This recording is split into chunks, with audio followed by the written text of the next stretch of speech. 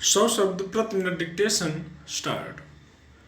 आज़ादी के 7 दशक बाद भी अगर देश के बहुत सारे सरकारी स्कूलों में पीने का पानी और शौचालय जैसी बुनियादी सुविधाएं मौजूद नहीं हैं, तो यह अपने आप में सरकार की नीति रीतियों पर एक बड़ा सवाल है कि शिक्षा का मसला उसके सरोकारों में किस प्राथमिकता पर है।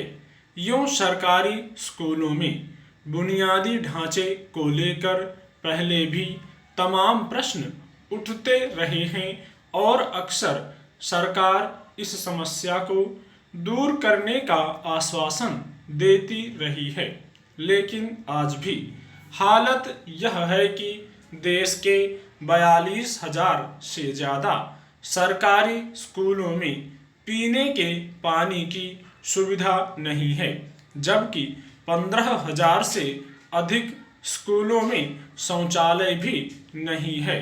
गुरुवार को केंद्रीय शिक्षा मंत्री ने एक सवाल के जवाब में राज्यसभा को यह जानकारी दी।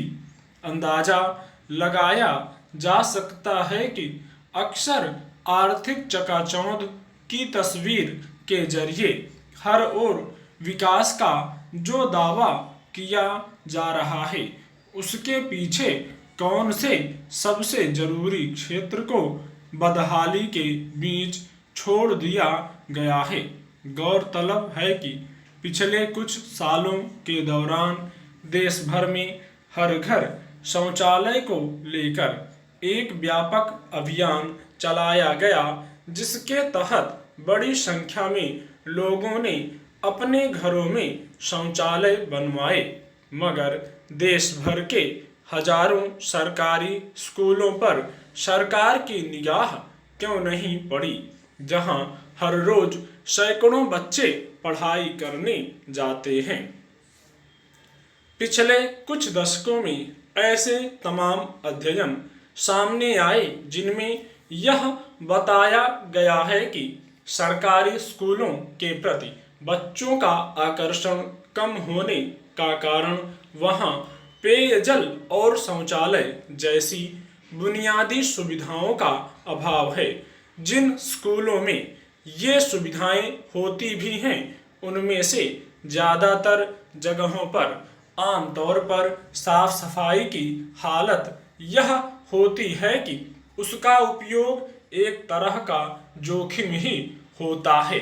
खासतौर पर शौचालयों में पानी का अभाव उसके होने को बेमानी बना देता है। ऐसी स्थिति में सरकारी स्कूलों की दशा दिशा अगर दयनीय दिखती है, तो इसमें हैरान होने वाली बात नहीं है। एक अहम तथ्य यह है कि स्कूलों में पेयजल और शौचालयों के अभाव का असर यूं तो वहां पढ़ने वाले सभी बच्चों पर पड़ता है, लेकिन सबसे ज़्यादा प्रभावित बालिकाएं होती हैं। बल्कि बालिकाओं के स्कूली पढ़ाई बीच में ही छोड़ देने के एक महत्वपूर्ण कारणों में स्कूलों में शौचालयों का नहीं होना भी पाया गया है। दूसरी ओर शिक्षा का अधिकार अधिनियम के नियमों में स्कूलों में निर्धारित मानकों के तहत पेयजल और शौचालय की सुविधा सहित बुनियादी ढांचे की सभी चीजें अनिवार्य रूप से प्रदान करने की बात कही गई है।